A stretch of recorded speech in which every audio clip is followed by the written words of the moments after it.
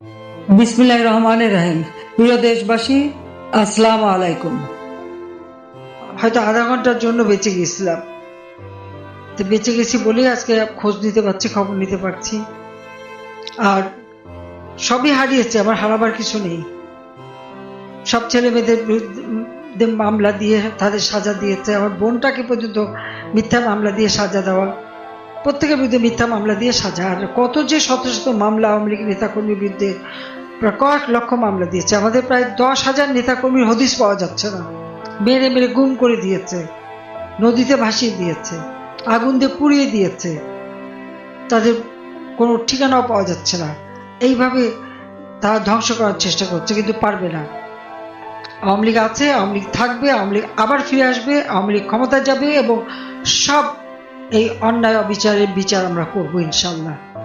সেই জন্য আল্লাহ বাঁচিয়ে রেখেছে। সেটুকু আমি বলতে পারি যে আজকে যারা এখানে স্বজন হারা বেদনা নিয়ে আছেন, আমি তাদের সাথে সহমর্মিতা জানাই, কারণ আমিও আমার বাবা মা ভাই সব হারা। এখন তো ঘর হারা, বাড়ি হারা, সবকিছু হারা। তারপর দেশের মাটিতেও না, এটাই কষ্ট। আমি তো জোর করে করে দেশে ফিরেছি, আবার দেশে আসব। আর যারা এই ধরনের অন্যায় অবিচার করছে, সবার নাম ঠিকানা সবকিছু রেখে দিচ্ছি ইনশাল্লাহ। সব কটারে কাঠগড়ে দাঁড় করাবো।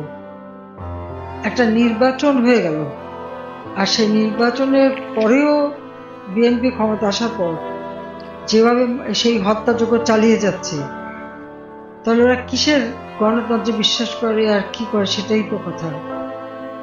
তাছাড়া এমনভাবে এক একজনকে হত্যার প্রচেষ্টা, এমনভাবে নির্যাতন, যা ভাষায় বর্ণনা করা যায় না।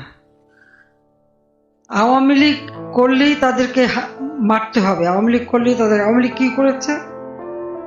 আওয়ামী লীগের সময় সবাই তো ভালো ছিল। আওয়ামী লীগ তো দেশের উন্নয়নে কাজ করেছে। আওয়ামী লীগ তো এইভাবে মানুষকে হত্যা করেনি, বরং আন্দোলনের নামে, এটা তো তারেক জিয়াই বলেছিল যে লাশ পেল সরকার পড়ে যাবে।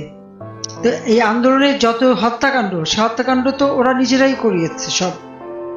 এটা তো সেই বিশ্ব বাটপার ইউনূস এবং এই তারেক, জামাত, এরা মিলেই করাচ্ছে। প্রত্যেকটা এলাকায় আওয়ামী লীগের নেতাকর্মীদের ঘর বাড়ি জ্বালিয়ে পুড়ে ছারখার করে দিচ্ছে। প্রতিটি পরিবারের উপরে হামলা, প্রত্যেকটা পরিবারকে মারধর। 15 বছর একটানা আমরা ক্ষমতা থেকে দেশের উন্নতি করেছি, মানুষের ঘরে ঘরে আমরা আলো জ্বেলে দিয়েছি, সবার কর্মসংস্থানের ব্যবস্থা করেছি। অথচ এরা কি করছে? এরা একের পর এক আমাদের নেতা